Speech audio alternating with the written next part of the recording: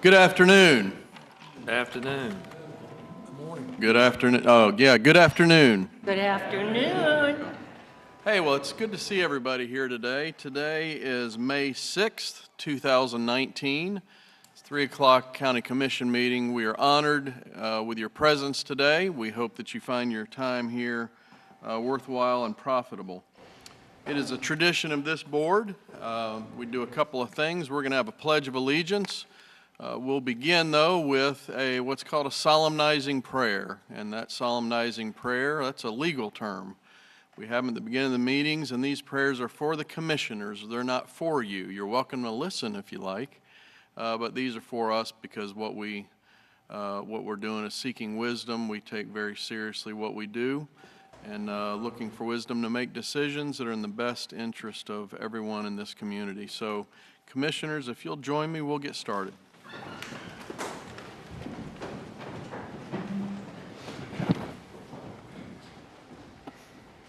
Lord, we come to you today and we thank you for a privilege to come in behalf of these commissioners today, and we pray you'll give them the wisdom they need today to make the right decisions today, Lord. We thank you for the work that they do, Lord, and the dedication they have. Thank you for Rowan County, Lord, and what's taking place in Rowan County, Lord.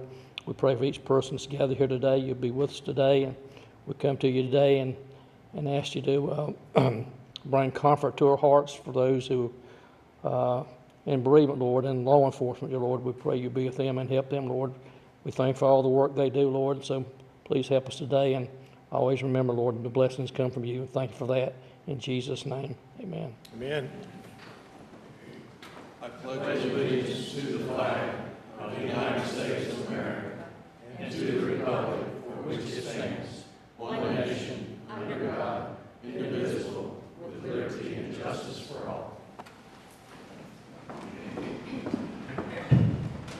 Thank you, Chaplain Taylor. Chaplain, there were some nice comments about you today on Facebook I saw from Dave Wisnett, so we echo his sentiments. So we appreciate you, buddy.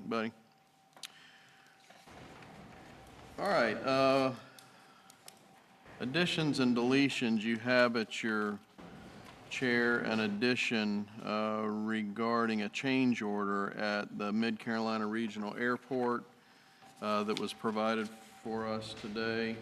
If there's no objection, we'd like to add that as consent item J.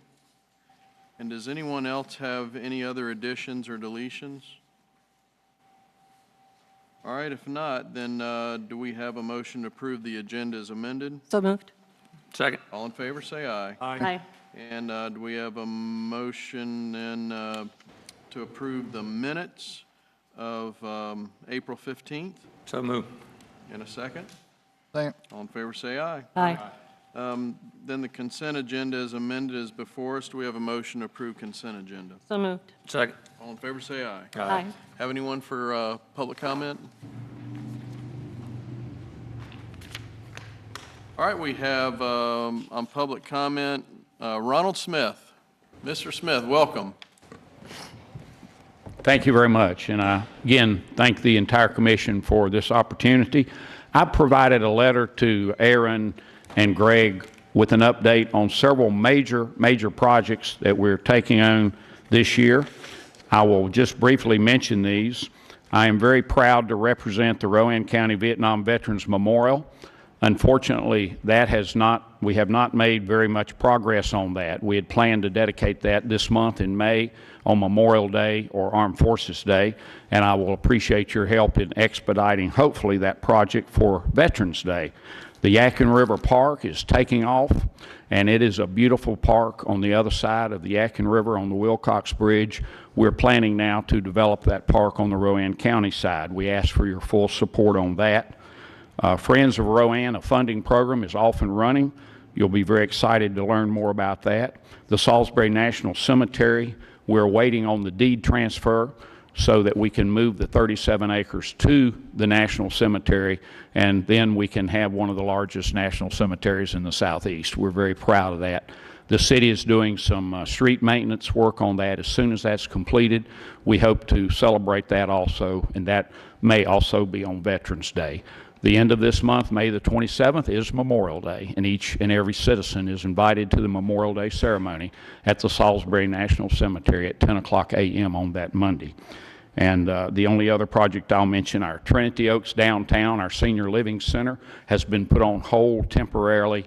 2 of the 3 partners are working on some financing arrangements for that, so that may be delayed indefinitely. Other than that, we're very proud of what's taking place in Rowan County, especially downtown, and with many of our veterans. And I really want to take my hat off and thank the entire commissioners for your tremendous support, which has helped to make so many of these wonderful projects possible. God bless you, and God bless America.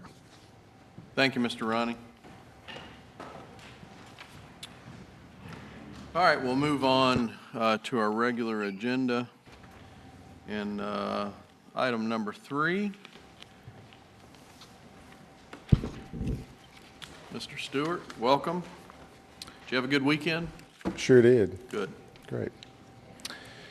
All right, so application to the board from David and Shelley Velasquez for their property at 1025 Beringer Road, Salisbury. They have 2 separate permit to exceed the noise ordinance requests for some events coming up.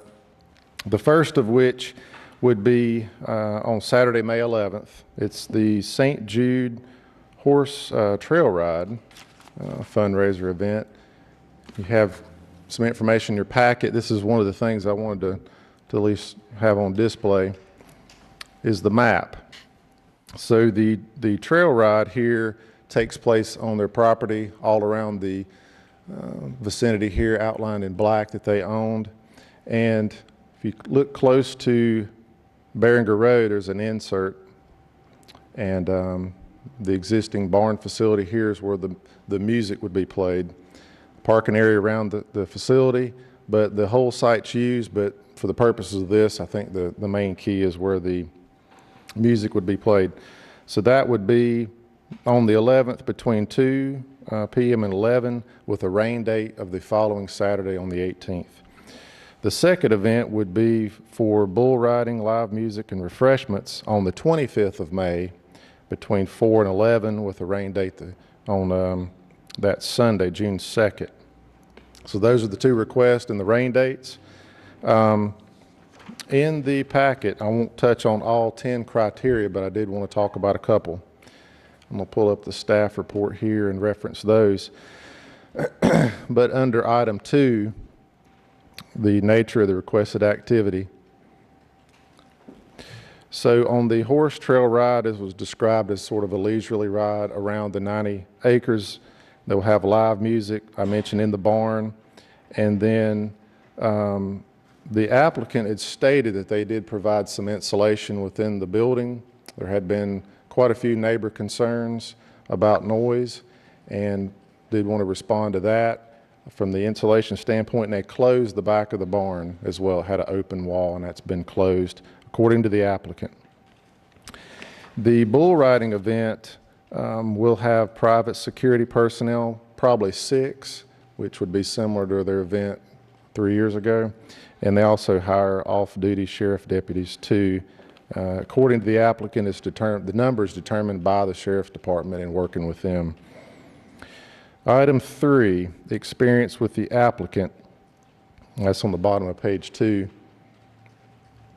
So to knowledge, we do know of 1 noise ordinance violation that's been issued. Don't know if there's been any others, but we did have record of that. That occurred back on the 2015. Since the first request was approved by the board June 6th of 16, from that point, as well as some prior to that, we have some call log information from the 911 database here. So this totals, if I can get them all on the screen, this totals 30 calls. This occurred within a little over 4 years, from January 1 of 15. When someone calls the 911 office, based on the description given, they'll code it as, in this instance, party, noise, maybe even nuisance. There's some in the other category that I'm not really sure what that pertains to, but That's all included on this site in that 4+ year period. We called out other calls that most likely are not related to an event, noise, et cetera, on the site. But this is your total here. And let's see, we reached out to the Sheriff's Department and didn't get a response prior to this meeting here to put that for any additional comments other than what this data informs the board. Okay.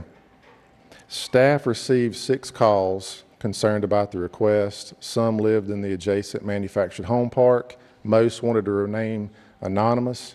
I think there's one that's along the main road that was concerned as well. And some of the comments mentioned that it would be noisy. They'd call 911, they'd come out, they would, turn the music down, but then within an hour, and some of that may be indicative here, right, in this September 2nd of 2017, you had 4 different calls almost over a 2-hour period where they would, after turning it down, turn it back up. That's one of the statements. And also that they would, throughout the week, even on non-permitted events, have loud music. So we did also ask the applicant that they will make sure any application that comes to the board is done so we can take advantage of our 6 o'clock commissioner meeting. We weren't able to for this one. So I think that covers everything. Does the board have any questions? Are any of these complaints on days that we had issued permits? No, sir.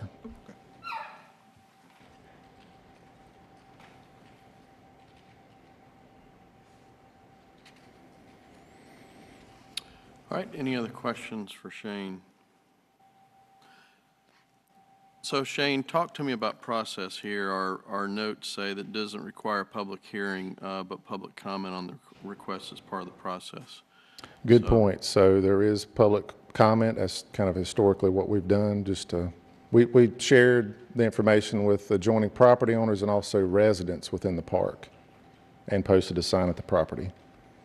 So if we don't have any other questions for you, we would open it up to public comment. Then Correct. We would, then we would discuss it and make a decision. Yes, sir. Okay. All right. Any other questions? All right. Thank you, sir. All right. So we will open the floor to public comment. If we have anyone that would like to come up and speak, be happy to have you. So come up and give us your name and address for the record.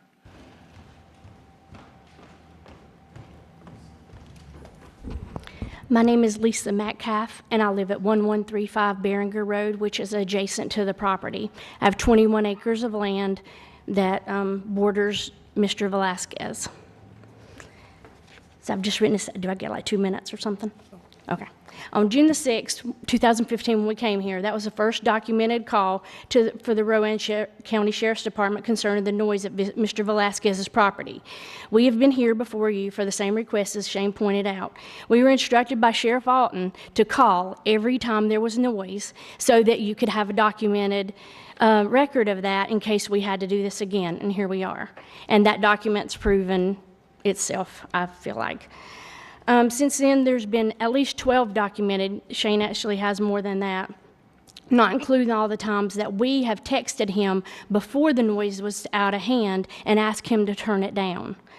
One time, I texted him and asked him to turn it down, and he sent me a text that said, "The barn is leased for agro-tourism. If you don't want the music, then you can pay for the whole year rental." And I have that text.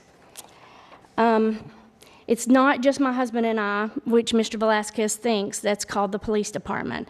The sheriff's department, we've called before, and they have said, "We don't even need your name. There's been so many calls." And I have those records from the sheriff's department where it shows multiple phone calls. I actually have a document here that says the sheriff's deputies have always been excellent about coming out when we call them. They come out, like Shane said, they turn the music down for 1 hour, and then they'll turn the music right back up. The sheriff's department will have to come again. One time I called, and they said, "We have a wreck, so we're not going to be able to respond to that." I feel so bad about wasting county resources for this, and I mean, it's just ridiculous. The police officer re-arrived at the scene and said, upon arrival at this location, I stopped just short of the rodeo area and could hear the music before I came to a stop. However, there were two young males at the entrance of the property at the roadway, and one was on his cell phone. Once I stopped my car, the music stopped, and I feel certain that the responsible party for the rodeo was made aware that law enforcement was back, and then the music was turned off at that point. The conversation took place at 19:25 hours, and I advised the subject that it would be best to stop for the rest of the evening. That music actually started back up and continued till 11:30 p.m. Mr. Velasquez leases this barn, so the sheriff's deputies show up to children's birthday parties and weddings, and we feel terrible when they show. I mean, one of the police officers called me and said, this was a kid's birthday party. Do you know how terrible I felt shutting down a kid's birthday party? And I said, but Mr. Velasquez is not even there. He doesn't even know these people, I don't think, half the time. These are unsuspecting victims that are leasing this barn. There've been, like I said, there's been weddings, and my husband has actually stopped mowing the grass to keep from disturbing the wedding. That actually made me mad. I was like, maybe if you mowed more, it wouldn't happen as much. We have elderly neighbors and renters who can't drive and they can't leave for the evening. He's actually suggested that we pay our renter to go out to dinner to keep her from being disturbed. We don't want his noise in the neighborhood, and we didn't move beside of this. I know that some places there's noise ordinances because people have moved in beside of things that make noise. We've lived there for 25 years, and now this is here. We didn't ask for this. One of the neighbors who is pregnant said every time she sees them put balloons on the mailbox, which signifies a party, she gets sick on her stomach and is filled with dread. It's negatively affecting our lives. It's extremely stressful. We cannot be outside while he's playing the music. We can't even watch TV. You can feel it thumping in your chest. I work at the hospital. I get up every morning at 5 a.m. to go to the hospital, and this is very stressful. People drive through our yard, and because they make the wrong turn, they tear up our grass. My husband had to sit up there in his truck the last time and point people to the right driveway. It's affecting our property values because I've had several people say, well, nobody wants to live beside of that. When we call the sheriff's department, some people are scared to leave their name, so they call anonymously. The sheriff's deputies have told them, you don't have to leave your name if you don't want to, because somehow people are finding out who's calling. He keeps talking about agritourism. I've looked up multiple articles about agritourism, and there's lots of things you can do for agritourism for children that don't involve extreme noise. He recently planted a sign in his yard that said, support farm families. My husband and I were raised on a farm. We have a horse, and we have 21 acres for a reason. It's because we love the country. This is not about being on a farm. This is not being about children being deprived of something. It's about noise. And your noise ordinance says it's to recognize the rights of individuals to obtain information and derive pleasure by listening to the radio and other such devices, and the right of the public to a peaceful and healthy environment. So you guys already know this is a problem. I appreciate it. And I can give you this I can give you these texts, I can give you this 911 call if you need it. All right, thank you, Lisa.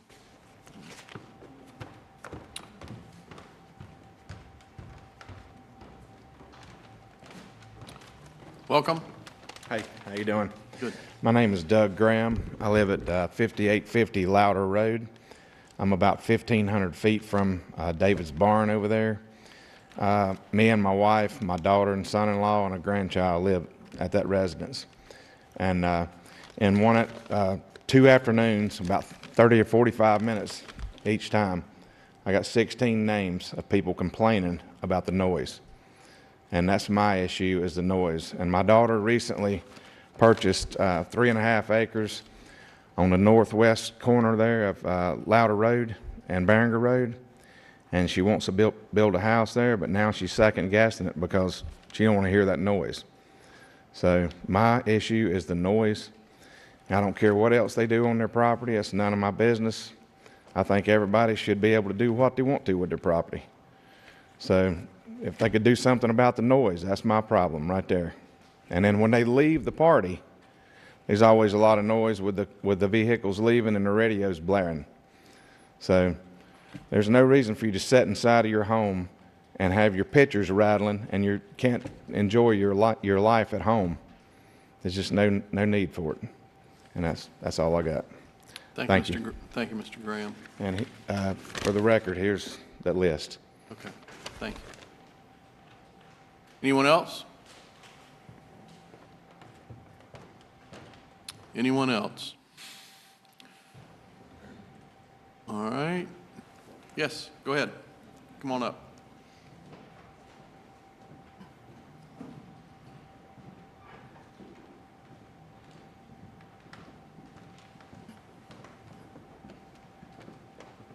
Hey, how you?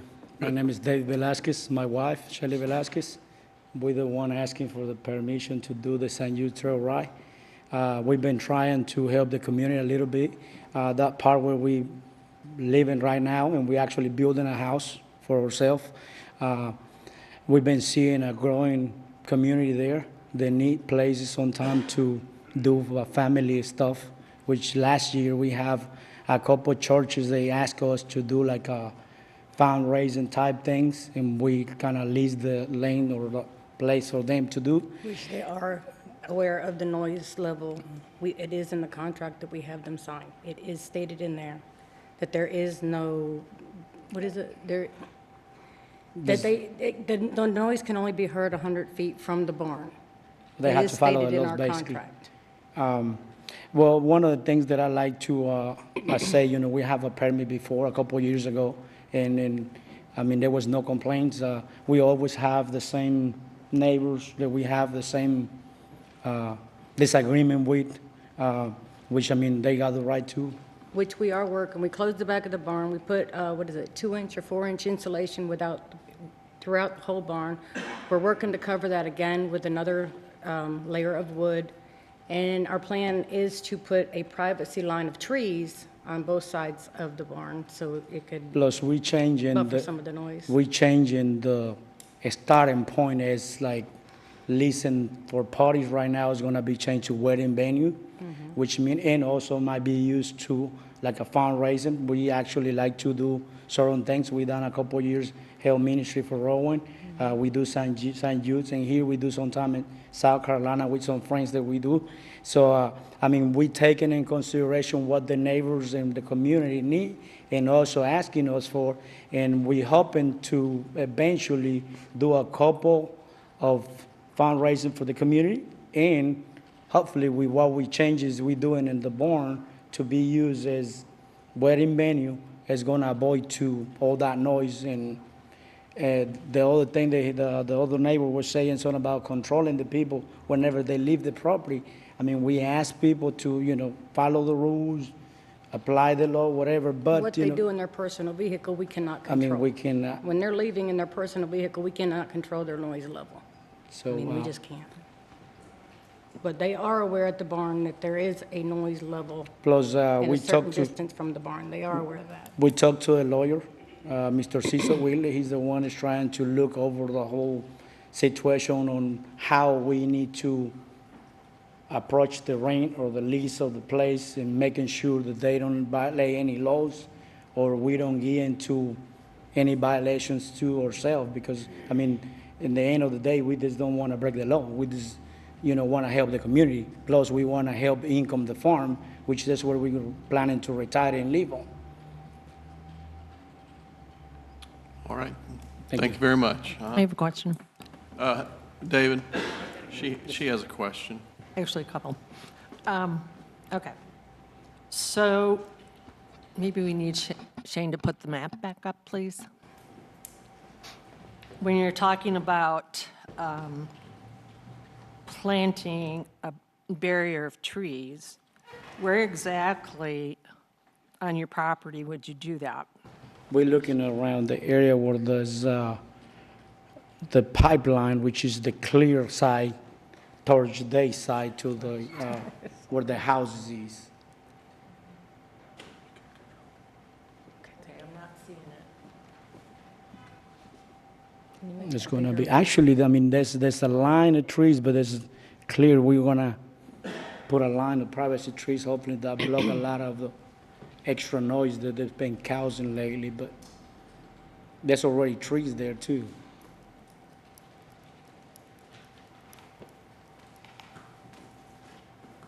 The other thing is have you ever tested how loud the music is, the decibels? No, ma'am. We've been trying to talk to sheriff sometime and asking, you know, certain ways to, some sheriffs they say that 50 feet, some sheriffs say 100 feet. Some sheriffs say whenever they go there, amplified sound don't apply the whole county, but like a band can play, and that's why I guess whenever the lady was suggesting about there was a bull riding and they was keep playing it, because the sheriff went there and there was a live band playing, so he say, the ordinance say there's, you know, long as there's not amplified, they can continue to play. Then they come back an hour later and they say, you know, let's go ahead and turn it down, let's go ahead and cut it off. That way, I'm guessing that was too loud for the other people there too. And where exactly is the barn? I see parking and parking. You see the white, Trail ride music venue at Arrow, that's Okay, the barn. so that's the barn. Yes, ma'am. it's a 48 by 90 building there, which they used to be open to put all the equipment and hay and stuff. Now there's sometime they've been used, so we start working on and making changes on. But I mean, they've been hard to us because this has been a barn and it, you know, it wasn't built to soundproof, but we've been working on it. Okay. And so I see the barn, and is that like a corral or Yes, ma'am. it's out the side there? How long is that corral?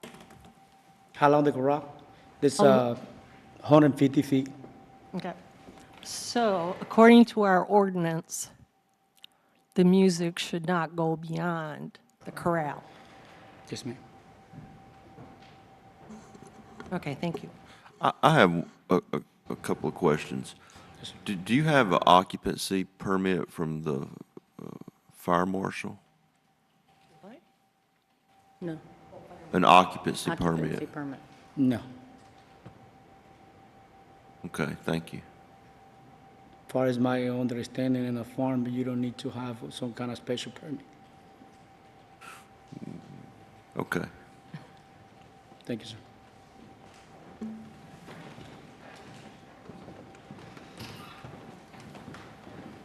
All right.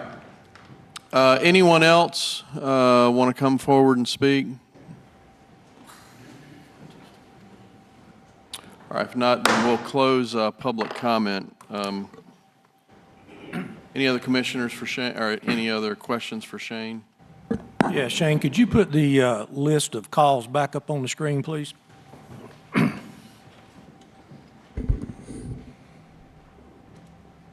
Thank you.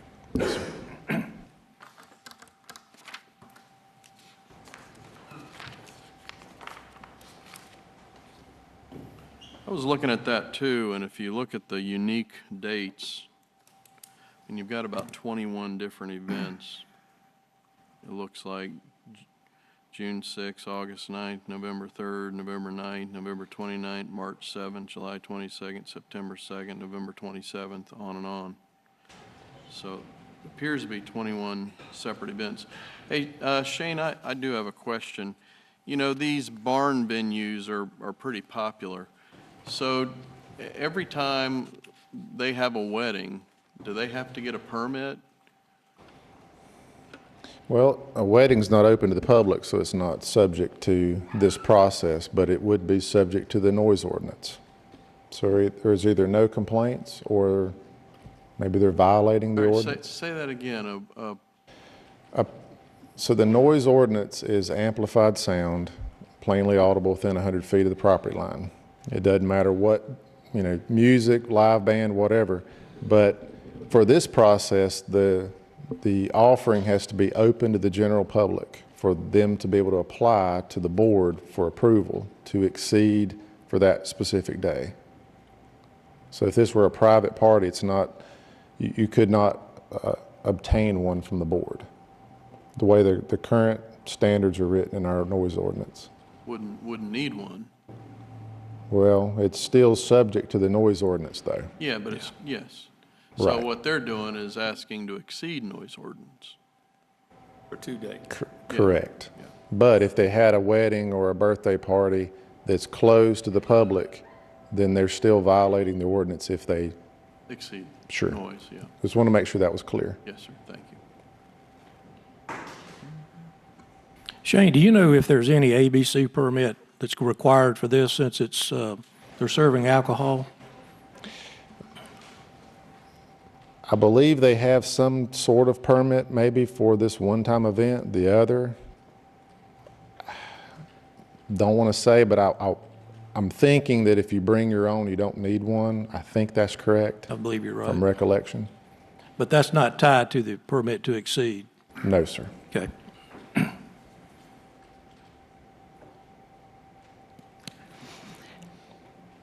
So if we were to okay this permit, can we add an addendum to it that says that if the noise level goes over XYZ, that you will be fined? That's a good question, but in terms of the noise level, we're not measuring level. It's just by that responding officer, their judgment of that standard.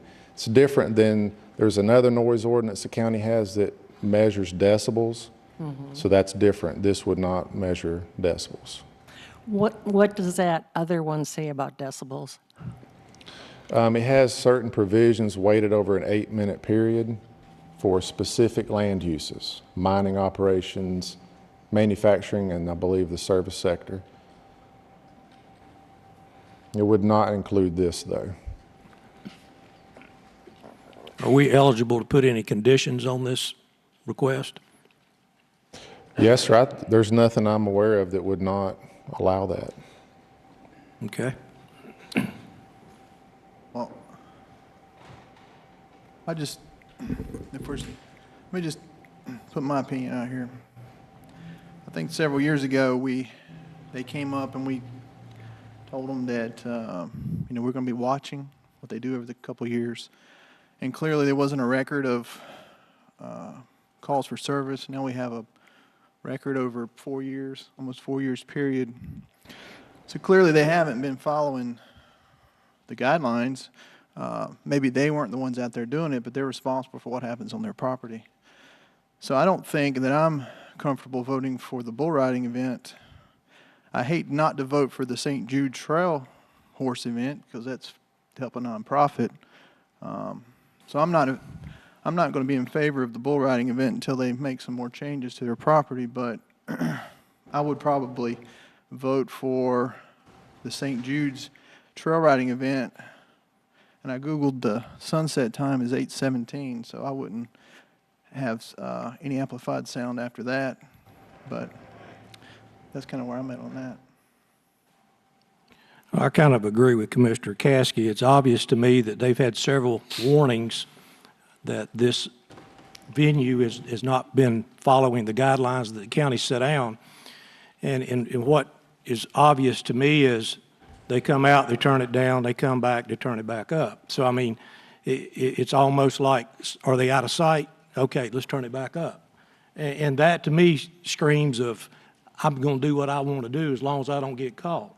So to me, the logical thing to do here would be to put in a caveat that simply said that if the law was called out, the music has to stop.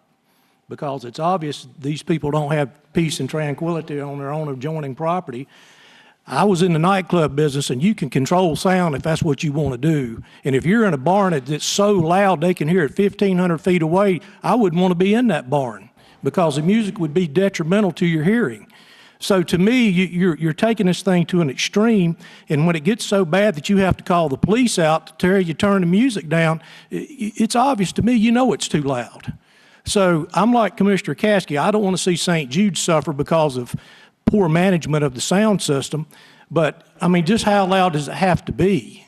I mean, if you're in a contained building where the music is, the music's not going anywhere unless you've got it pumped up so loud it's penetrating through the sidewalls. And when it gets that loud, that's exceeding what I feel like is a normal level for any type of entertainment. Well, we have the normal laws here for sound, which they obviously have not been adhering to. And now they're asking us to exceed more than normal for two different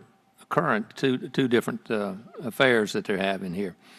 I just don't see any way of approving this thing unless we put some caveats on it that would stop it or have it limited to a time frame, 8:30, whatever darkness comes in at these particular times. But horse riding does not require anything to exceed the noise level. We even have rodeo up toward Cleveland that we don't get a whole lot of response from when we have a noise level that would be equal to their rodeo. So I just don't see that there's a necessity to exceed what the law already requires in Rowan County.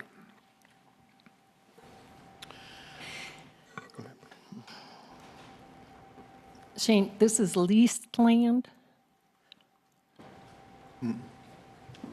Or do the operators own it? Well, the Velasquez own the property, but they're Own it. stating that they have leases sometimes with these Okay. other events. Okay. So when I look at that map, especially for the barn, if that's where the music is being played, I would think that planting trees all the way around the barn and the corral would be a good idea as far as noise. But I agree with my fellow commissioners that you don't need to exceed the noise, the noise level. Point of clarification too, for the trail ride, the music is identified in the barn. For the bull riding, it's outdoors with the Yes. speaker. Just want to make sure that was clear. Yes. And, I've been to rodeo events, and quite frankly, you don't have to the highest level. I think that, quite frankly, is part of being a good neighbor. And I understand that the Velasquez own the property, and I would hope in the future that they would look at some more sound barriers if they wish to continue with events. So we get a lot of calls about things like this, whether it's dogs barking, loud music, and we do have a sound ordinance, but these just hold communities and neighbors. It holds them hostage, and they feel helpless. I understand that you won't find a board that is more sensitive to private property rights, but with this is something we've all heard: with rights come responsibility, and so Commissioner Klusman hit the nail on the head. It's about being a good neighbor. And I understand if I had all this land in a barn, these venues and parties and weddings are a very popular thing. I've got 3 kids. Only one of them got married in a church. The other 2 got married in a barn. So that's the way they do things now. And so I see this as an opportunity to raise money to operate your farm. I get that. But if it's a financial issue for you, it's also a financial issue for the neighbors. So while you're trying to raise money to operate your property, you could put folks in a position of losing money because of the noise that happens there, and it devalues. So you don't have a right, I don't think, to enhance the value of your property while other people are losing value in their property. I think that's taking of property, and I don't think that's fair. We've got all of this record. I'm not voting for either event.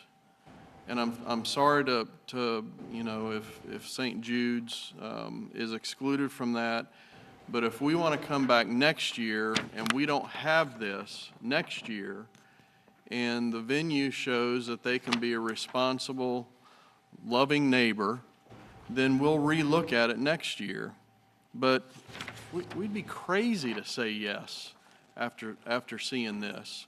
So if y'all want to come back next year and we have a great record and a big turnaround and the neighbors say, hey, you know what?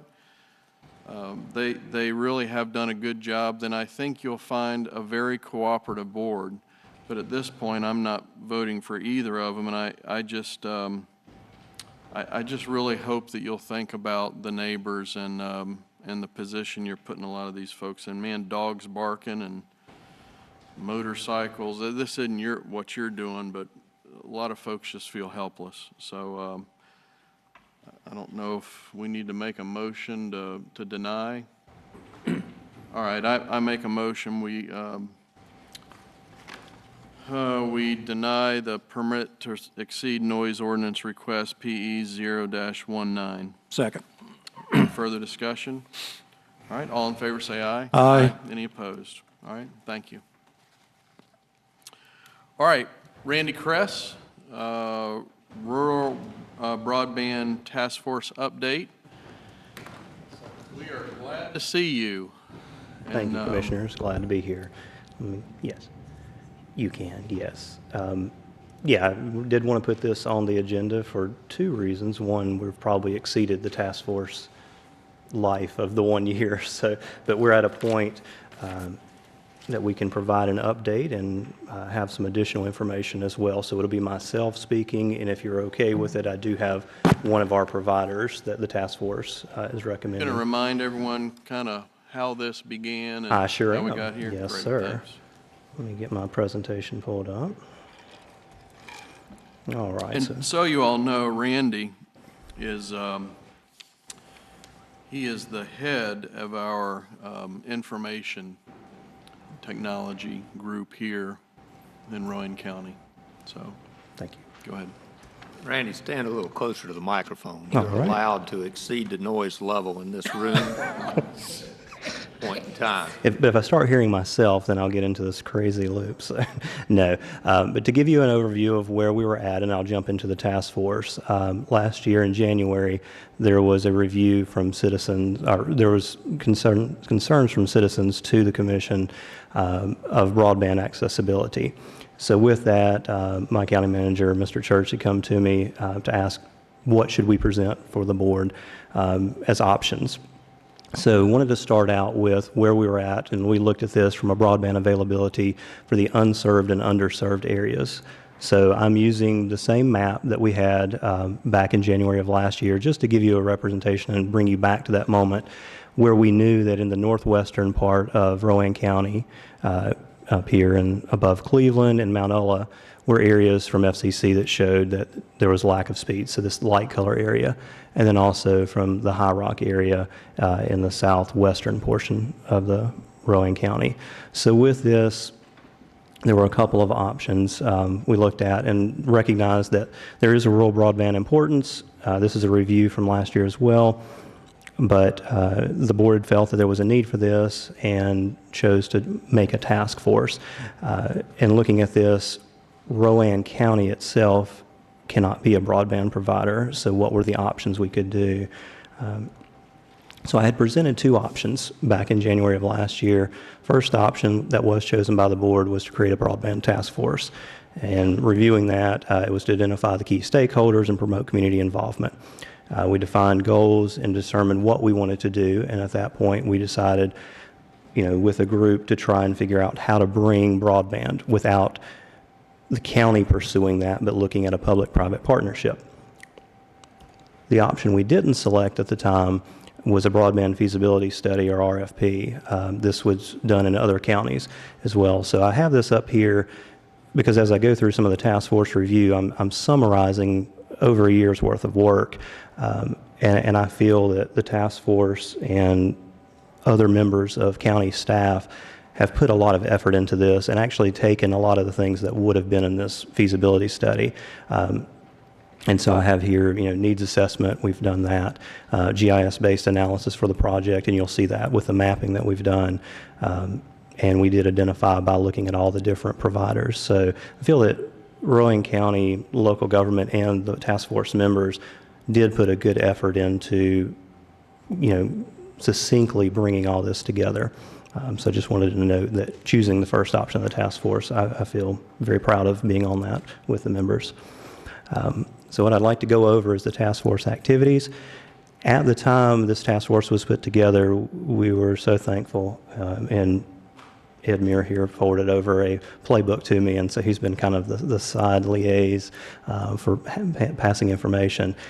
Because in looking at this, we said that we wanted a task force, but trying to figure out what we needed to do. State Broadband Infrastructure Office and the state as a whole has been looking at the broadband issue, and so they developed a playbook, which was perfect timing for us to give us some guidance on how to walk through these steps without doing it all on our own. So I'll go over the task force representation that we developed, talk about the demand aggregation campaign that we did. I'll show how the task force came up with prioritization of areas in need of service, the fact that we held a broadband provider meeting, and where we're at now, and specifically timely with a grant opportunity that was recently announced. So with that, if you don't mind, I'll review who made up the task force, because this is the group of individuals that put together all of the work that we're bringing here and solidify that ultimately give you an aggregate view of citizen concern and what the response was from the county level. So we had County Commissioner Ms. Klusman, myself, County Public Safety Official, our Emergency Services Director, Chris Solis. We had support from Rowan Salisbury Schools with Mr. Clark Poole, Rowan Cooperative Extension, and the Rural Advisory component from Ms. Amy Lynn Albertson.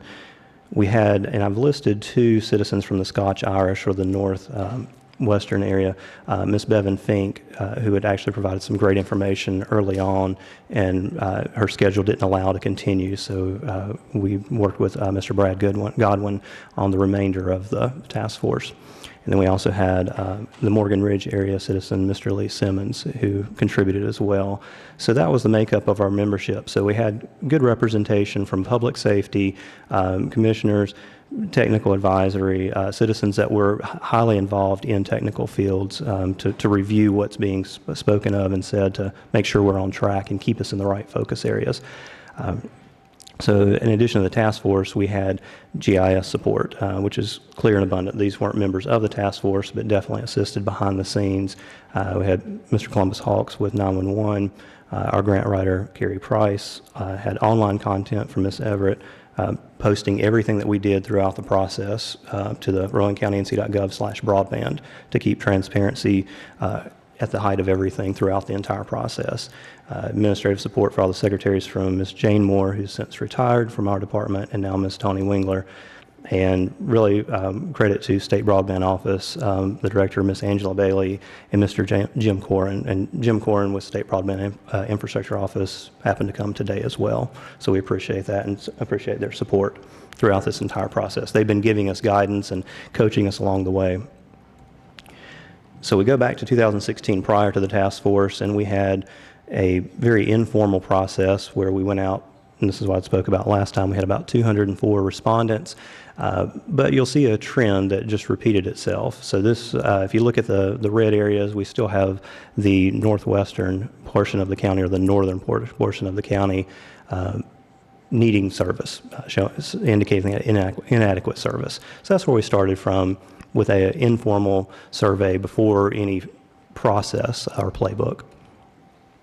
So once the task force met and we started following that playbook, one of the first things was to identify not just those one-off citizen concerns, but as a whole, let's survey everyone in the county the best way possible. And it was discussed early on, if we do an online method, we'd have to make sure they could get to a location. So Ms. Fink, one of our citizens, had given a suggestion of, hey, tax bills are getting ready to go out. Let's send something there. That way we hit a large number of individuals. So we also did that along with, publications in the local paper as well as on the website as well. So with that, we received over 2,000 responses. So that's what you see.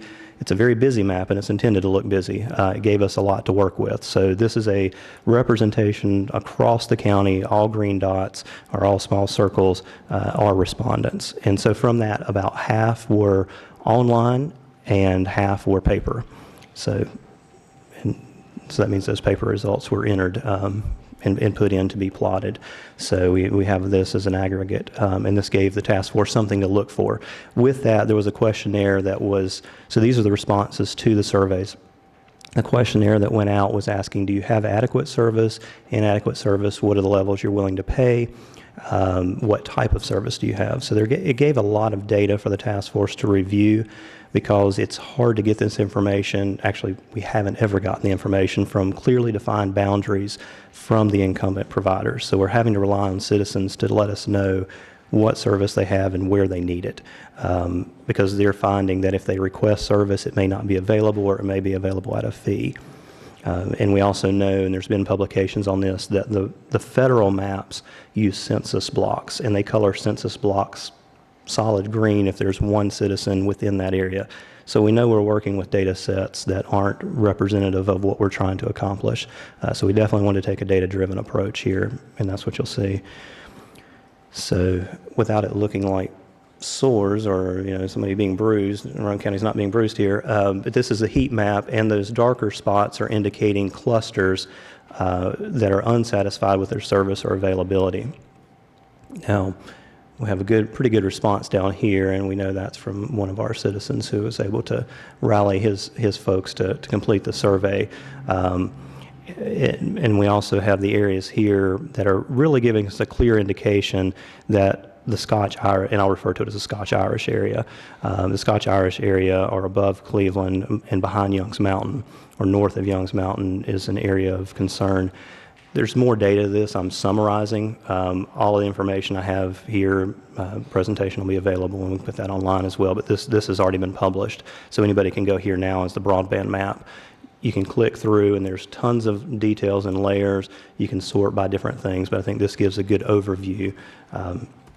So with that, and this is happening month by month as we're going throughout the process, and the task force is meeting, getting information in, crunching numbers, and getting it presented on a map and having overlay of layers. Task force then met together and started, one of the things that we had determined as a group, we can't tackle all problems. There's just no way. We can't say we're just going to, ask the providers to make it all better. That's not an appropriate approach. So we decided to draw polygons, or in this case rectangles and ovals, in different areas so that we could identify all of the different areas that were classified, and then go back and list a priority for those. So that if we were going, because our next step is, and I'll show, is the broadband provider meeting, we could go to those providers and say, here's what the task force that's representing all of the citizen requests are interested in. You may have natural growth along I-85 or a development, but here's where we're specifically asking you to focus your efforts and bring your best game to the table. So with this, the Scotch-Irish area was one of the priority groups, which is this largest area here, and we provided that information. And then also in the Morgan Ridge, southeastern portion down near High Rock Lake were the two areas of interest. Those also coincide with that earlier map that shows that FCC is indicating we have unserved and underserved broadband, meaning they don't have access to anything. Satellite's not an option. They can get satellite, but that's not considered a broadband option by the federal government or state for the purposes of this. So again, priority 1, top area here. Priority 2 is the area here in Morgan Ridge. And we did identify area 3, the Enochville area, mainly in review, and it's not reflected as much here because it looks more like a scattered grouping. there were unsatisfied, but they had service. And so we identified that the primary provider was Windstream in that area. As we went through the contacts and developed who our relations are, we've since found, one of the president of operations for Windstream is a Rowan County resident, so he came to the meeting. We'll talk about that, but relayed this to them and allowed them to address, that and go through and at least understand. And they have determined, and I'll say this again, but through that process, that Windstream, if they are expanding services or enhancing services, they'll make it known to both the task force and to that region. So again, not a finding of an underserved area, but just an anomaly from the results that kind of indicated there's something going on in that area. So after the task force had determined the priority areas, and again, following the state broadband playbook, I'll kind of mention this. There was a request to all the different incumbent providers that we were aware of. And I think in speaking with Broadband Infrastructure Office, it was typically hard to get all the providers at the table. So I'll go over, we managed to squeeze in everybody and had responses from all. So we had AT&T, who wasn't in attendance, but I did speak with about their, the areas and what they would look at. At this time, I think this was right before or as we were going through the Hotwire, Fibrant to Hotwire, so I just represented as Hotwire at this point. We did have Spectrum and Windstream as the incumbent providers at the broadband provider meeting. We also had two potential new broadband providers, which would be Lightleap and Open Broadband, that were at the table. And so through this process, the task force met. We showed very similar information, but we took a deeper dive into the map, what information was presented, where the areas of concern were, and anything that they would need from us, from the task force, to help make their job easier to give us feedback. There was feedback that was provided. They needed counts of, yes, it's nice you've drawn, rectangles and circles on things, but tell us how many businesses. So we did respond back to everyone with the number of residents, number of churches, number of government facilities in each of those areas. Also had side requests from Hotwire and Spectrum for the road miles within those areas if they were looking to expand service. So we ultimately found that we could add more data to that. And of course, instead of giving them something that they can walk away with, like a flash drive that they may never open, we provide them with the links to the broadband map. So as it changes or we have new information, it's readily accessible for them. So again, we had the incumbent providers. Nothing was really mentioned at that point in time. They were there to do data gathering, understand where we were at. And since then, we've been looking at follow-ups from the different providers. So again, we were there, we were soliciting for partnerships, explaining where the concerns were, looking for feedback from them on how to go forward. We'll jump back, but here's what happened kind of in the middle of all this.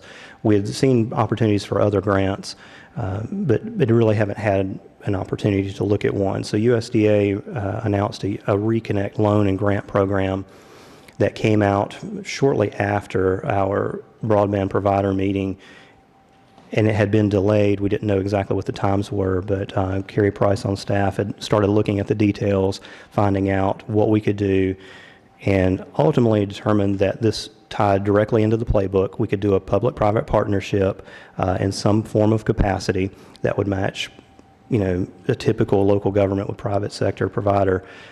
But I wanted to note, Rowan County isn't an eligible applicant. We're not allowed to offer service under general statute, so we're not the one that would be applying for the grant. But in our case, we may support any number of applicants. So with that, there wasn't one applicant that we looked at. We looked at all incumbents and asked all of them, what can we do to work with you? We're all ears. You let us know what we want or what you would like to do if you would like to expand service in the areas of interest. So we'll go. So what Yes, that sir. means is Rowan County is not an eligible applicant, but may support any number of private sector applicants. That just means that we're not the one that would receive funding. That is But correct. we could help private sector folks apply for the grant funding? We can, yes. And that's to this point. So what we have done without. I'm sorry, when Okay. you say private-public partnerships, in the context of kind of historic broadband offerings in Rowan County, we kind of get nervous about that. Gotcha. So Rowan County is not getting involved in broadband. Right. We are here to look for a private sector solution and to support them in bringing private sector solution to Rowan County. That is correct, yes. Yeah. Yes, Not sir. becoming partners with them. I understand, yes. Yeah. So, it's my understanding, I could be wrong, but trying to remember everything. So when Fibrant was created, they weren't allowed to go into the county. Would Hotwire be allowed to go into the county now? Are they under different rules than Fibrant? I've asked Hotwire what they can do, and it'll jump ahead, and I'll just skip that when I get there. No, you're fine. Their primary focus is City of Salisbury right now, but they do have an interest in expanding into the county. Under their review as Hotwire and operating as Hotwire, they could expand because they're not held by that same general statute. But their primary focus right now is the City of Salisbury. When asked if they would like to work, with us and us provide information, the one main thing that Hotwire was interested in was the road miles. So they were interested in if they were to look at the grant opportunity to extend fiber out, what would be that road mileage so that they could specifically put fiber cost X number of dollars per foot, what would the run cost? They haven't pursued that any further with us. They could still be applying for the grant, but there's no two-way feedback on that process. And during the conversation, that wasn't a primary focus at this point. So in your opinion, there won't be any future vote that we would have to vote to expand fiber into the county because we're out of the loop? Yeah, we're out of the loop on that. The only thing that I could see based on this same formula that we're following here is if Hotwire were to come to the task force or the board for that matter and say, we're looking at a grant opportunity, would you be would you be willing to work with us in some capacity, whether that be staff augmentation or some type of financial incentive to expand, but it still would be Hotwire as the applicant, not Rowan County as the applicant. So that would be the only thing. And actually, again, going through this and being impartial from the task force standpoint, we looked at all providers and said, look, we're giving you all the information we have. Here's a grant we know about. We can assist and find out more information. We have cooperative extension support from the rural side, which has connections with USDA. We have an on-staff grant writer. Let us help you dig into this. Randy? Yes, sir. This letter that you passed out says, we made, and it's from Open Broadband, we jointly made a decision to apply for USDA Reconnect. Who agreed to that? Well, we agreed as a task force to help Open Broadband work on the process. Okay, but we haven't agreed to any. No, there's not been any financial agreement. Any board action, No. or so when they say that we made it, has the grant already been applied for? No, they would be in process of applying for the grant. Okay. You brought that up. Can I follow up on his question? Yeah. How much money is Open Broadband? Do they intend to invest into the project? I'll have to so. 'Cause they're asking for. Yeah, I'll have to let them explain.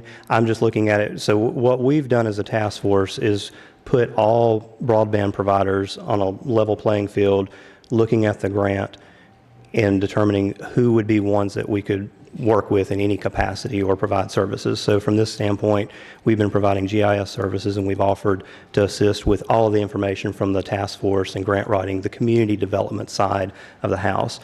From that point on, we're just soliciting to the broadband providers, look, here's something out here, here's where our need is, you need to know what the areas are. We're providing that to all of them. So after my presentation, which I can wrap up, Kent with Open Broadband would be able to speak to that. One other question: how many? If you go back to the little dots on the map, and number one, how many homes is that? That number of homes in Scotch Irish is right under 500. I think it's 433. Called, or that is the number of residences that would be affected by that Scotch Irish area. if they subscribe to it? Yes, that's just the potential number of homes. That's just the number I remember. I don't remember how many are in that square at the time. Actually, if you look on the map, it'll tell you how many participants were in there.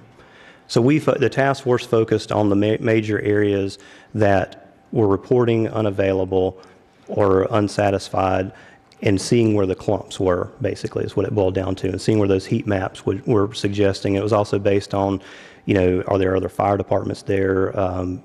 Mr. Solis, provided input to what public safety needs are there as well. Okay, thank you. Yeah, since we're talking about that letter, at the bottom of it, it says these funds will be used for the equipment located at the residents' homes to provide them with broadband service. So they're not saying that the county would be providing equipment to certain residents to have in their house and not other citizens. I mean, we're not going to be paying for people's routers and NIC cards and things. No, we're not paying for anything, and in order to make sure that, if you don't mind, for those questions to be answered appropriately, if you don't mind for Kent to go through his presentation, pretty much and I'll jump ahead if you don't mind, where we were at. No, you're fine. I agreed when Carolyn asked me. I agreed to let you go ahead and see the letter, but so you at least have it. I think it calls me, but anyway, that's fine. No, next time. So where we're at is AT&T responded back, and their primary focus is on fiber build-outs only. They have a lot of copper, and they're also national, international. So looking at it from a Rowan County level, it's one of those, we'll get back to you if we work with you. They're a big company. Hotwire, as I stated to your question, Mr. Caskey, is their primary focus was the Salisbury area, and they are interested in later expansion. That later could be tomorrow, but if they found something, they were interested in where Rowan Salisbury Schools was at with their renewal on their E-rate. And at that point, Rowan Salisbury Schools has chosen to go with another carrier other than their current. So they had missed the deadline for being able to submit for that, but that was posted federally. Spectrum, we learned some information from them. They're going to advise on any target areas that they are expanding into and let us know. We did develop contacts there. They're also interested in, if we do development areas, from planning to allow them to know, similar to what we do with Duke Energy when new homes go in. So they're looking at it from development. Windstream, same way, interested in new development areas. Lightleap was one of the other fixed wireless broadband and potential new incumbents. They understand that Open Broadband had an interest in Rowan County, also had one of the principals that is a Rowan County resident. So from that, Lightleap's pretty much let them take focus from a, cooperative competition. So that left Open Broadband having a high interest in Rowan County with fixed wireless broadband. They've already looked at site surveys, knowing the terrain and layout, and at one of the last task force meetings, because this is a different type of technology, it's not your DSL, your cable modem, but a fixed wireless. Before the task force could collectively discuss and see, is this something we even want to present? Because it could be anything. Somebody could figure out how to put rabbit ears on an antenna and say, we can do Wi-Fi. Can we speak before the board? So we took an opportunity to look at that, hear what the solution was with the technical expertise of both the citizens and understanding where they've already provided service and building out. So they did do an education presentation for coverage and also pricing, just make sure it's within line. Again, don't want to present something or allow them to pursue something that's not in the best interest of the citizens. So with all that, felt that Open Broadband was providing a good service offering. And in looking at this, quite honestly, a place where the other providers, it's not matching their business model. So next steps for a task force, we're pretty much in standby mode with most of the providers. They've told us, some things are engineering. They'll come back if there's anything that they can look. We'll continue to look at the grant opportunities. The USDA Reconnect was set for recurring annually. So if we do look at an opportunity and one of the providers does present, which Open Broadband has shown intention to do, we can also look at this ongoing to see, are there any new concerns from citizens? Are there any new areas that we need development for? So with that, I'd like to, if you would allow, if Open Broadband can present what they're looking to do as a grant opportunity that focuses on Rowan County specific target areas. So out of all of the providers, Open Broadband is looking at presenting something that would be a grant request to USDA. They would be the eligible party, and I say public-private partnership, but that matches the state broadband language for different ways that you can engage. I think we've had, from this perspective, we've technically had a public-private partnership with all of the carriers and all of the providers because we've engaged with them and gave them information about Rowan County, where our assets are, and where the citizen concern is. So if you're good with that, I'd like to allow Kent to speak. And if you have any more questions for me prior or after. Thanks.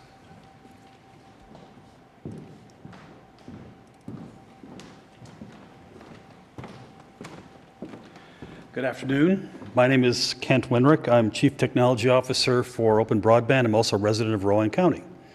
Thank you for letting me present our company to you here. And I'm rather excited about this because I've been kind of planning this in my mind ever since I first moved to Rowan County. So this is actually kind of fun for me. So Open Broadband, we're a small local company based here in Rowan County and also in Union County. My partner lives down in Waxhaw, and we have employees all over the state, and we hire them as we need to. So we try to hire a lot of local people, and we'll get into that in just a little bit. So we're trying to provide better internet for a better North Carolina. The problem we're trying to solve is that 78% of the census blocks have 0 or 1 provider. And so we're defining broadband as 25 megs down, 3 megs up. And that's our minimum service. So if there are no providers, which there are some in Eastern and also in up near Scotch Irish, or just one provider that provides very minimal service. And there's an area right across the river, the Springs. I don't know if you're familiar with that area. They actually have one part has DSL and the other part has nothing. They can't even get satellite internet there. They're kind of desperate. So it's actually going to end up getting a little bit worse in this because the FCC has pulled the requirement for copper plants, in other words, DSL services, to maintain those services. So they'll start scaling those back. So you're coming at a good time with this. So our deployment model is we have a data center down in Charlotte, and we do leased fiber circuits to network hubs. So we bring in a fiber into the area, and then we add communities based on these leased fibers going back to our data center in Charlotte. The reason we do that is that it gives us a very fast, very low latency. Latency is, you're on your cell phone, and you've got that delay that everybody starts talking over each other. That's latency. So we have very low latency connections because we're right on the main fibers in Charlotte. And we have a fiber that comes right into town, and we start spreading out from there. So for example, our small town in Mount Olive, we've got 10 milliseconds of latency, which is very, very fast. We do public-private partnerships. We define a public-private partnership as just working together and helping each other out for the benefit of the community. So, for example, in Belmont, they allow us to use the town buildings to put antennas on. We also provide service to them. In Mount Olive, we provide a downtown Wi-Fi area. We have internet out to their airport, which they have a emergency helicopter crew out there.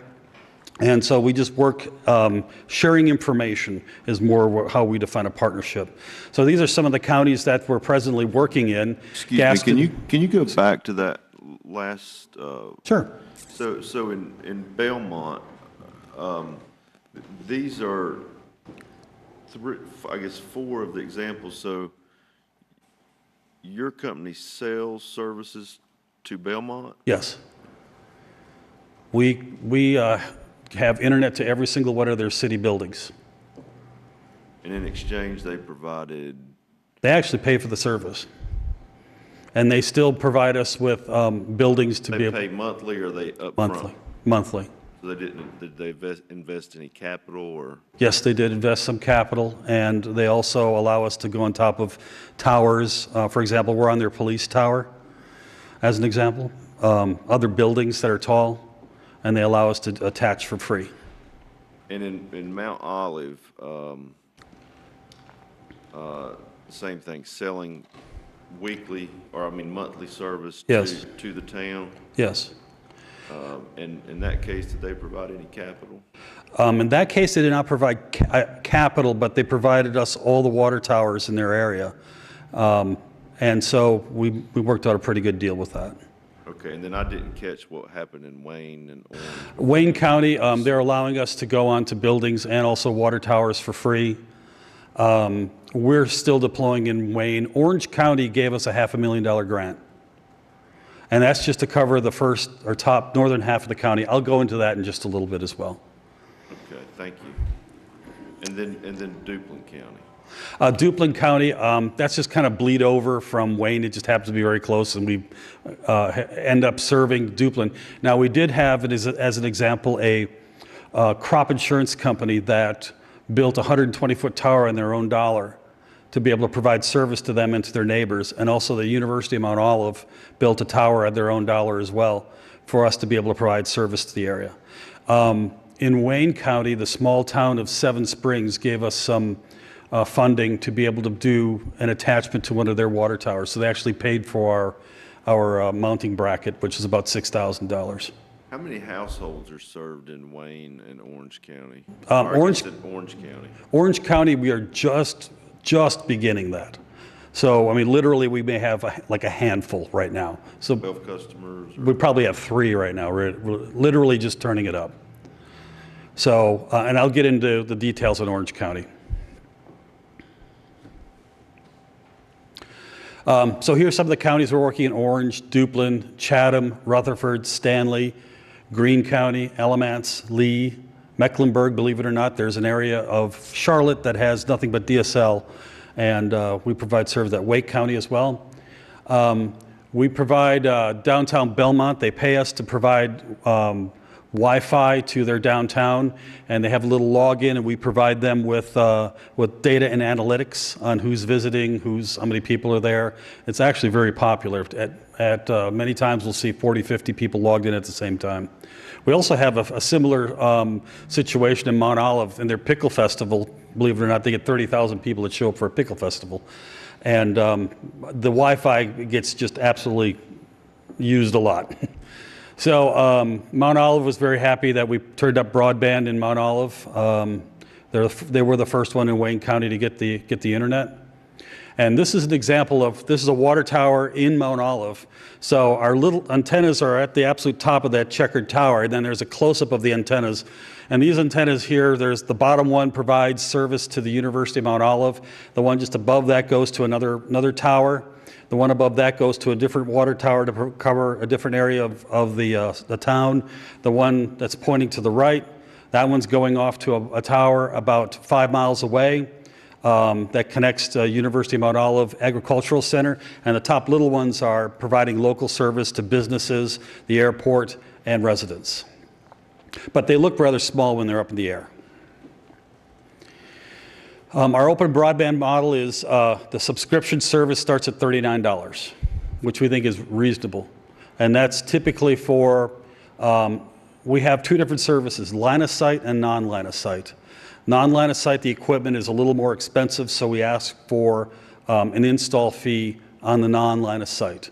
And they get 25 meg down, 3 meg up, non-line of sight, which is going to be very important to some of these rural areas. But we also provide up to 1 gigabit of connectivity for businesses.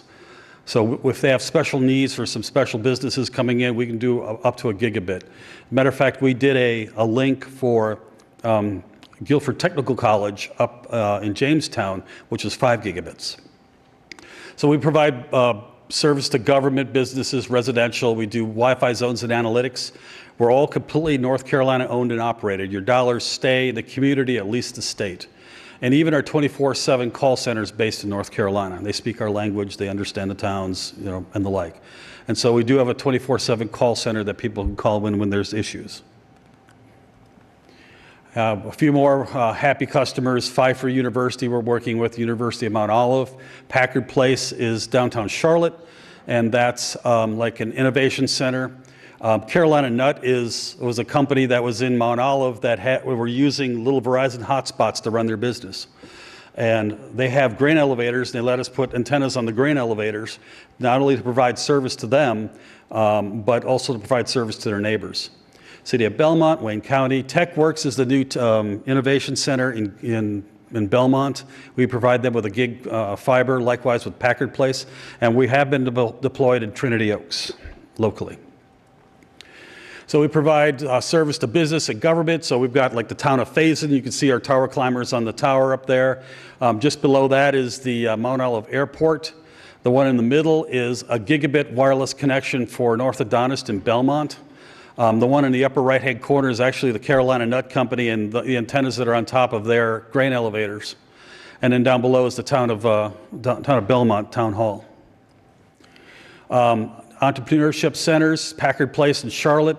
We provide, of course, internet to them, but we also put up Wi-Fi antennas to cover Ramir Bearden Park, downtown Charlotte. TechWorks now looks a lot different than it does in that picture. That's kind of at the beginning. We do gigabit fiber, we do Wi-Fi inside and outside, and we also provide a connection to the police department and provide internet service for their voice over IP phones. Residential, couple different antennas that are very typical. Some are about the size of your hand. Other ones are a little bit, the biggest ones are about this big. Just examples of installations. We got Wi-Fi zones in Goldsboro, Mount Olive, Belmont, Pfeiffer University ball fields, the Bryant Sports Complex in Goldsboro. And we also do public housing. This is a public housing neighborhood in Charlotte where, as part of their rent, we blanket this whole area with Wi-Fi, so no matter where they are, they will have internet capabilities to be able to apply for jobs, continuing education. And so this whole public housing neighborhood has Wi-Fi throughout and even inside their house. And we do that by, the red circles are access points that provide the service to the area. And we got that through applying for grants with the city of Charlotte. Here's the Orange County example. This will give you some more details, a little comparison. So Orange County gave us these circles of, these were their priority areas. So they asked us to do number 1, 2, and 3. Those are the top circles in the middle of the map. And so what we're literally just deploying the towers now. We've got one tower up, and later this week we'll have another tower going in area number 1. But they gave us a $500,000 grant to cover those 3 circles. And the rest of the money that goes into it we'll have to provide on our own through our investors. There will be a phase 2, which will go down into 8, 9, and 10, and perhaps 11. And Chatham County is partnered with Orange County because they border each other, and they're going to work together at trying to share resources to go across the county line, which makes a lot of sense for both counties. So what we did with Orange County is we had public meetings, and this was a Grange Hall, which was absolutely packed. And what we did is presented how we're going to roll out broadband to the area and answer any questions. We were there for a couple of hours. A lot of great questions and a lot of people asking when can we get ours, so we get that quite a bit. So this is kind of Orange County's heat map. This was done in January, so you can see where people we've sent out on our website, we have an area to sign up. You just give us your address and email address, and we send out a monthly newsletter updating everybody on how we're progressing and how things are coming along. And then they give us their address saying, yes, we're interested in it. There's no commitment to doing that, but at least we know where the interest is in the county and where we need to go, where we need to focus on. This helps define what the county had given to us. As of right now, in northern Orange County, we have 1,700 residents and businesses signed up already, pre-signed, which is a large number. We weren't quite expecting that many, but we're very happy to see that. So we're going to be hiring a lot of local people and actually bringing some people from Rowan County up there to be able to do some installs. And then we can bring them down here when we start working on Rowan County. Initial order of equipment. They also allowed us a little space in one of their warehouses, so we don't have to shovel things around. They've got a nice little warehouse space that they just give us a little 10 by 10 spot for free just to warehouse some things.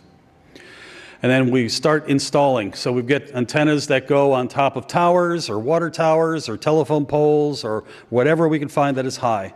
And I'll get specifically in how we'll deploy within Rowan County.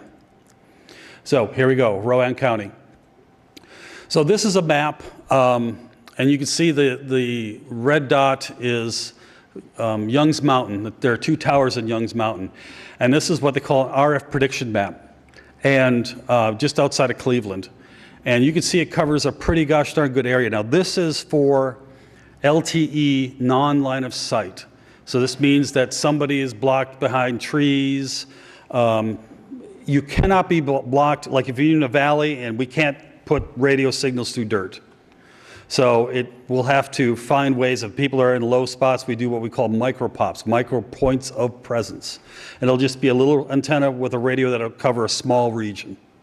But this main tower here covers quite a bit of what we need to do in Scotch-Irish and even down into Mount Ulla. And if you can see this, it's a little hard to see, but you can see the outline of Rowan County and how much we're going to potentially be able to cover with LTE and non-line of sight. So all these people in those areas would be able to get 25.3 service. And we could have an upgraded service called 5 gigahertz, which is line of sight. And anything in the green can typically get line of sight. That means 100 meg or better. So we see a lot of people ordering 50 or 100 meg, and they're happy with that. But we can probably do up to 200 megs or better in those areas in the green, which is still a significant area. And it is significantly better than the LTE coverage, meaning the speed-wise. Things that need to be done: attain agreement from the county. We're presently working on the grants right now. We're finalizing tower costs, and I think this might be one of our older presentations here. So we're completing the engineering. We're sourcing and obtaining new LTE equipment, and so there's a whole transition going on. By the way, we're the only company in the state that is doing LTE non-line of sight. And it's going to transition to something called CBRS, Citizens Band Radio Service. And you have to have a license, which we do have a license right now, but it's going to transition into a bidding process, which we will handle. And we'll have to bid per county, so we'll have to bid on Rowan County in the year 2020. We actually finalized the pricing structure, so we're pretty clear on that. And there was a slide that's missing here. I guess it's okay. I had another one here that was talking about what we're going through for grants. So we're going to be applying for a USDA grant, and we're going to focus on the Young's Mountain area and the Scotch-Irish area, just because the time to apply for the grant is very nigh. So it's like the end of the month, we got to roll. So we'll apply for the grant for that area. We're applying for $700,000, and we have to match 25% of that. So the FCC considers that, or USDA considers that a 100% grant, but Open Broadband needs to come up with 25% matching funds for that. We also have done a lot of engineering study work already by just driving the roads, looking at tower sites, doing the maps and things. So we invest a lot of time in that as well. We're asking Rowan County for $35,000 a year for 4 years, and which is fairly low considering some of the other counties that we're working with are doing well over $70,000, or Orange County did $500,000. So does that make up $140,000 out of the $175,000 grant? $700,000 grant. You said that you had to match 25% of it, which is $175,000. So are you asking the county to put up $140,000 of the $175,000? No, we're actually going to come up with that. We have to come up with it in the first year. Okay. Because this is year to year. So the first one coming through, we're going to work on Scotch-Irish, and then the following year, we're going to work in the southeast corner, and we'll apply for a USDA grant there as well. So what we're looking for is just a little bit of funding to help get some of the hardware in and start just a little jump start to getting into the county. So is the grant, is the $700,000 just a one-year cycle, or is the grant on a multi-year cycle? No, it's just a 1 year. It's a one lump sum. So that's why we'll go after a southeast corner, and then also we've got some plans for how we'll deploy in the eastern part. And I think that with Mount Ulla, we can actually kind of bounce off of the Young's Mountain Tower, so that'll be a fairly easy deployment. We may not even have to go for grants on that. Is that a cash grant, or can it include in-kind contributions? I believe it's strictly cash from the USDA. We have to come up with cash funding for the 25% matching. Ken, how much installation can you get done in a year's time? That's an excellent question. So our strategy is to create like what we call SWAT teams. We come in with a team of 5 installers and do a neighborhood, saying, hey, we're coming in this neighborhood, let's get your whole neighborhood knocked out right away and move on to the next one. It's a lot more efficient to do it that way. So we've been doing, with 2 teams in Mount Olive, we've been doing about 50 a month. But that's only 2 teams. They're really small teams. We come in more of a SWAT team situation. We're going to have to do hundreds in a month. Because if it's anything like Orange County, we anticipate it's going to be like Orange County. You've got 1,700, you do the math, that's a lot of installation and a lot of time. So we're working on getting our teams to do 3 to 4 installations a day per team. And so we can move along pretty quick.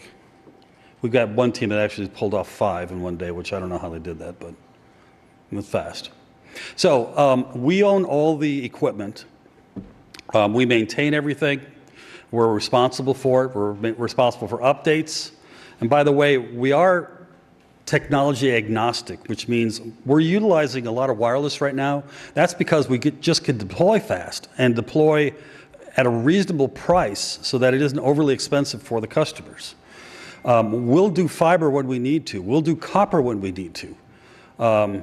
We had to relay some copper line in a neighborhood that we just couldn't get a wireless signal through. So we'll do whatever technology we need to make it successful. We're not pigeonholed into one technology. But right now, even Google was doing fiber to the home, but they ended up doing wireless as what they call the last mile, getting to the residents. They started doing wireless as well. Any other questions? So you're a Rowan-based company? Yeah, I live just off of Woodleaf. Oh, okay.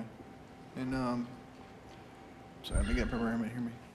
So how long has your company been in business? We've been in business for a little over 2 years, but we've got 25 years, both of us. My background is, well, I used to be the director of Fibrant, so I've been around the town a little bit. And our experience of, for example, my partner was the COO of a big data center in Charlotte, and I've been a fiber optic network engineer, and I'm also a RF radio frequency engineer. I've been doing that for 25 plus years. So we've got a lot of experience under our belts, and be more than happy to share our references too. We've got some great references that you can talk to and see how satisfied they are with the services that we offer. Were you awarded a federal grant in each of the communities that you went into? No. Matter of fact, all the communities that we went into were local funds so far. We've applied for great grant state funds, and we're hoping to hear this week. We applied for 3 different counties. They're Tier 1 counties. Greene County is an example. Vance County is another one. Greene County, I think we applied for about $2 million, but we have to match that as well. What's your business plan if you don't get the USDA grant? I actually had, as part of another slide, that's a good question. So what we do is we'd come back to you and say, okay, let's scale back what we're going to do, take a look at what funding we can agree on for a little bit of help, a little Kickstarter money, and just scale back the amount of people that we're going to connect right away. So there is a plan B in place. And we do have a plan to cover the whole county. So we're just going to focus on the first one now just to get the budget through for the grants. Can you go back to the slide that one? Yeah, thank you. Right there, yeah, that's good. So I'll say when I was out at Mount Olive for the famous Dollar General meeting recently, several unsolicited people came up and said, hey, we need some broadband out here. I mean, and I saw that was sort of a red spot, but that wasn't an area of concentration. Yes. So if we take a look at this one of these maps here, The coverage off of that one tower is actually getting in the Mount Ulla area. So the plan would be to still use that tower in at Young's Mountain, but provide a signal down into another tower down in the Mount Ulla area, and then rebroadcast it there. So it'd be another point of presence. So as long as we can see that tower, the tower at Young's Mountain, at a spot down in Mount Ulla, we can expand our signal out. And that's what we're going to do in Orange County. We're going to have to create these little repeater sites along the way. And the signal does not degrade when you utilize a repeater site. Who owns the repeater sites? Is We that do. We own that, or what we do is we work with farmers, say, hey, you've got a silo over here, can we use that What silo? about the actual hardware? We do. Okay. We maintain it, we are responsible for it, we upgrade it. Saturday night, one of our towers got hit by lightning, and I was down in Belmont replacing a couple of radios that got hit by lightning. Let me ask a couple of questions in regards to wireless that people ask is, does this fade out during rain? No, it doesn't. It's not like satellite TV. It's designed to, we have it designed so that it does not fade. Matter of fact, during the hurricanes, Florence, and in Mount Olive, we stayed up the whole time. And we use battery backup for all of our facilities. So in case power goes out, we've got batteries that'll back it up. And all of our antennas stayed up and our service stayed up. It got a little slower, but it stayed up. I mean, it's a hurricane. Commissioner, Young's Mountain is just on the back side of Cleveland, so it's very close to Mount Ulla, Woodleaf, Scotch Irish that they're talking about there. My home is about 6 miles away, and I can see that tower clear as day from my home. I look forward to having my own service. So, what, I understand that we had a task force, and I guess we're trying to put some plans together, but is it normal for governments, local governments to get involved in funding private businesses to expand their business out into the area? I mean, are we going to get some of the profits back, or what's the, why are we involved with this, I guess is my question. Why are we involved with I'm funding? sure you've had a few phone calls from residents that want broadband. So the counties that I showed you here, every one of them gave us some grant money to get kick-started off. So our latest is Alexander County. We're going to do a pilot project with them. We put our toe in the water and get started in one area of the county. Kind of basically what we're doing here. But they're going to give us some grant money to be able to just get kick-started. And so every one of those counties gave us local money to kind of kick-start the business to get it going, because nobody else is going to these areas. Kent, I'd like to offer one more part of this, Mike, is that I look at this as economic development. Yep. Because we have people in the rural areas, people that want to come back to rural Rowan and be able to start their own business. And so I think it's just an incredible opportunity to really drive economic development out in the western part of the county. We're seeing a trend of people working more from home, and the only way they can do that is if they have internet, decent internet. And some of these areas in Wayne County, I mean, it's just desolate. They don't even have cell phone service in some of these areas. Well, that's likewise in eastern Rowan. You start getting to the river, and it's no phone service. This would be, I think that's wisely said, economic development, because you'll be able to hang on to residents or actually attract them to areas. Now, when I was looking for homes in Rowan County, I had to turn down some of the real estate because they didn't have internet. I work from home. So I couldn't buy those homes. The real estate value has been estimated to go up 10 to 20% based on decent internet. Yes. I've got a question that may be silly, but if the company's only 2 years old, and let's say the company goes bankrupt because it's a LLC, and it dissolves, what does the county and the citizens have? Would there still be service, or I mean, what happens then? We've got, that's not even really on our radar, to be honest with you, because we've got some great investors. We've got some of the key people in the IT business in Charlotte that have invested in our company, and they're not going to let it go bankrupt. And we're doing rather well, especially when the grants are coming in from the state, right, Jim? So we just really, there's no plan for it to go that way at all. It's not going to happen. We're just going to make it successful. I am really amazed that your estimated cost is $39 a month Yeah. because I'm on fiber or hot wire, I guess it is now. But our fee is $45 a month, and we consider that low. Mm-hmm. So that's for our lower tier, 25 meg. But we get what 60? I think it's 69 for 100 meg, something like that. It's still within the market. So, trying to get, kind of circling back. So if we don't give the $35,000 a year grant, you're not going to do the project, or you won't be able to? It'll make the from it, project or- go faster. We'll be able to deploy faster, is what it is.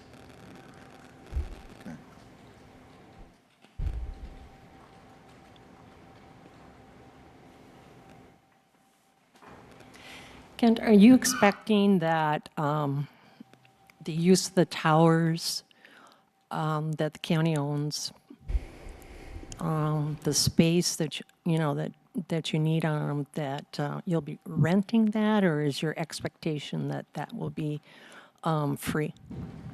With the county towers, we'd like to see if we can make an arrangement for free somehow, or minimal cost. So, unlike cell phone companies, they pay a lot of money to the big tower companies. Big tower companies are like American Tower, which owns the two towers at Young's Mountain, and we're going to have to pay a hefty fee for that. So we've got an engineering study to do, a physical engineering study, an RF engineering study.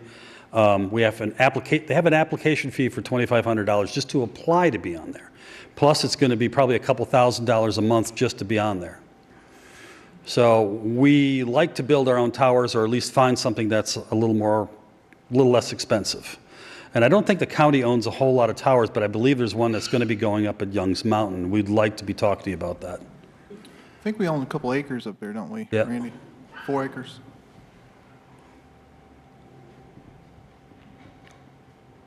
I'd like to ask our emergency management director a couple of questions.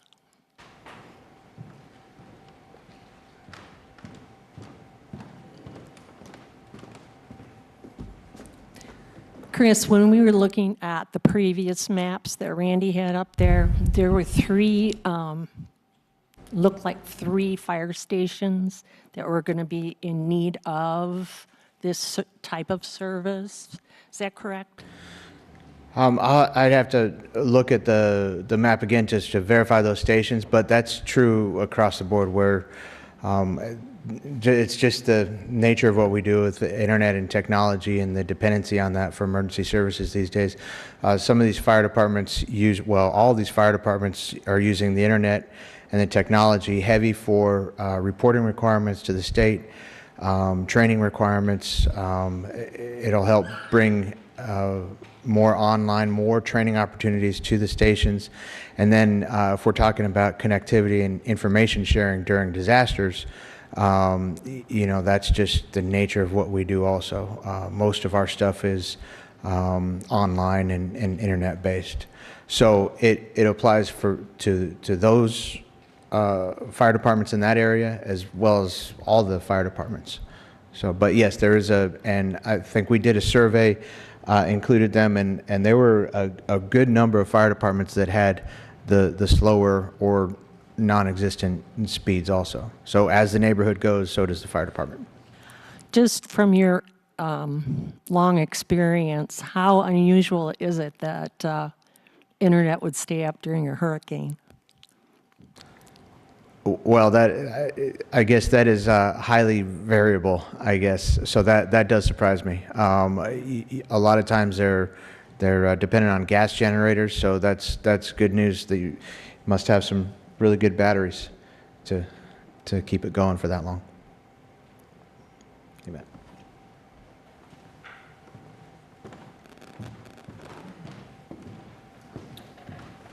Any other questions? The questions for Kent? Oh, I mentioned one other thing. Conterra is the company that won the school district fiber build. We're very deep partners with Conterra. And so as they build a fiber network, we'll be able to work with them at getting fiber connections throughout the county. So we work very closely with them. So we're very happy to hear that they've won that RFP. So it's a good partner to have. You're saying they are now the providers for the school system? They will be. They just won the contract, and so they'll be running fiber to every school. And so there'll be new fibers along the way, and we will work with them at finding areas that we can tap into that fiber. It'll be very helpful. They're great partners to work with. So from my viewpoint, as we began this task, it's been over a year. You know, this is one of those issues that folks have just talked to us about for years. I've had people call and say, I've finished school, I'm starting a business, want to move back home, don't have internet access, and most of them are in this area in Cleveland. So I've either got to move or decide to stay where I am at NC State or Raleigh or wherever they are. So there's safety issues, there's business issues, there's you know, just general internet usage issues. It's an educational issue. And so to be honest with you, I'm a little surprised kind of where we are on this. The purpose of this was to gather data, share it with private sector, and hope that some of the private sector folks with that data would say, hey, this is a good investment. As Randy showed us, most of the big players just said, no thanks. We're not interested. And so that leaves us in a position of working with some, I don't know if we'd call them boutique players. So we've got to decide as a group and as a county, if we believe a small investment for 4 years is worth providing safety, economic development, education, and all of those things for. So, you know, I would like to not have to do this because, well, we just would rather not have to do this. So we'll just have to deliberate amongst ourselves. This isn't, we're not expecting an answer tonight. So we have some time to debate and decide on this. It won't slow down the grant process at all. They can still go ahead and apply for a grant, and if they win that, then we'll kind of know where we are. Would the gentleman from the State Broadband Office, is there anything you'd like to add to this? I know we've had you in several of our meetings and would appreciate, come on forward, maybe hearing your. Good afternoon, everybody. I'm Jim Corrin. I work for the North Carolina Broadband Infrastructure Office in Raleigh. Don't hold that against me. But my viewpoint, as I view open broadband working with ROAN and vice versa, what I'm really excited about is how ROAN, Randy, your team, all of your team, many others that are not here today, took the broadband infrastructure playbook and just used it and worked it, many hours of labor. And what you come up with is the kind of demand aggregation data that Kent needs to make business decisions about moving forward. We also, and I should mention this, 30 seconds on what we do. We sit inside of the Department of Information Technology, so we're part of state government. What the work we do is free. We are also provider agnostic as well. Our vision is that every North Carolinian have broadband service. So many do not. I know you've heard from them in your county. So I would simply say it appears to me, I'll take my BIO hat off for a minute, there looks like there's a great opportunity for progress between the county and open broadband, and thanks for asking. Yeah. I appreciate it. For him, I was asking them if there were any questions for broadband office. We appreciate you being part. I've been to 3 or 4 of the meetings over the past year. I think I've seen you at each of those, and I'll give some kudos to Randy and to his team because Mr. Corn has said this has really been a model of what counties should be doing across the state. And so there's a guy, I wish he'd been here tonight, Columbus Hawks. He works, isn't he in the he's in the 911 office? Is it 911 or is it GIS? 911. This guy is a intellectual freak of nature. I mean, he is a wicked smart guy, and all of these providers have come in and just continue to ask him to add layer after layer of data, and they are amazed at what this guy has done. So to come out of 911 and help put together with Randy and his team all this data has been really an amazing thing to watch. So I am really excited to tell you that the map that was created by the task force in Rowan County with Randy's kind permission, the Broadband Infrastructure Office takes that map when it goes to meet with other county governments and says, look what our friends in Rowan County published. So, well, good. My hat's off. Excellent. Good job, Randy. Appreciate you guys. Randy, Okay. did you copyright that? It's property of Rowan County, Oh. and it's open to the public. That's good. There's no copy. All right, well, we don't have any action on this. We're not asking for any action. So Randy, thank you for coming, and thank you for all you folks who are here. Could we get Randy just to acknowledge the folks that are here that's been working on the team? I know Yeah, be great. Brad Godwin's there, and Amy Lynn, and Chris. Tom. And also, I shouldn't point out this, but we do have citizen engagement. Michael Stringer, I live out there, and I'm telling you, I have over 78 signatures, and people, my neighbors are still calling me, asking me, hey, what's going on? So, He came in a little late and didn't think we were doing anything, and I had to let him know we've been doing stuff. Yeah, well, good. Thank you all for being here. All right, thank you. Anything else from commissioners? All right, let's move on then. Thank you. Yeah. Budget amendment's been provided. We have a motion. So to moved. approve. Second. All in favor, say aye. Aye. Board appointments. Board of Social Services, Jim Sides has applied for reappointment. That'll be for 3 years. Do we have a motion to accept that? So moved. Second. All in favor, say aye. Aye. Aye. Ellis Volunteer Fire Department Commissioner Christopher Kleinsorg applied for a 2-year term. A motion to approve that. So moved. Second. All in Second. favor, say aye. Aye. The scurrilous Mike Caskey applied for a 2-year term on the Enochville Volunteer Board of Trustees. Who will make a motion to appoint him? I will. All right. Do we have a second? You know, we didn't set that up ahead of time. Second. I'll give $10 to who will give a second. All right, we have a second. Do we have any discussion on that? Be sure he's qualified. Yeah, he's qualified. We have checked. Are there any warrants We have out? checked character reference, and yes, that's good. All right, all in favor, say aye. Aye. Liberty Volunteer Fire Department Board of Trustees, Jeff Miller applied for a term. Motion to approve.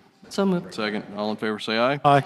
Mount Mitchell Volunteer Fire Department Commissioners, 3 vacancies, Michael Deal, Barbara Simmons, Eddie Beaver Jr., all applied for 2-year terms. Motion and a second for that. So moved. Second. All in favor, say aye. Aye. Rand Transit System Advisory Committee, Michael Julian has resigned from that due to work schedule. Do we have a motion to accept resignation? So moved. Second. All in favor, say aye. Aye. Aye. Woodleaf Volunteer Fire Commissioners, 3 vacancies, Sam Wetmore, Robert Turner, and Wesley Hastings applied for 2-year terms. Motion and approval for that. So moved. Second. All right, all in favor, say aye. Aye. All right, 12, 13, 14, 15, 16, 17. Motion to adjourn. We have 38 openings. Come on, Rowan County, we need to fill these up. So good opportunity for leadership. Would appreciate you joining in and getting involved in a committee. Would appreciate that. We have a motion to adjourn. Can I say one thing before we adjourn? Chris, I'd just like to publicly let you know how well your folks operated when our community had a down pilot, and it just was unbelievable, the hard work that they did and what they went through.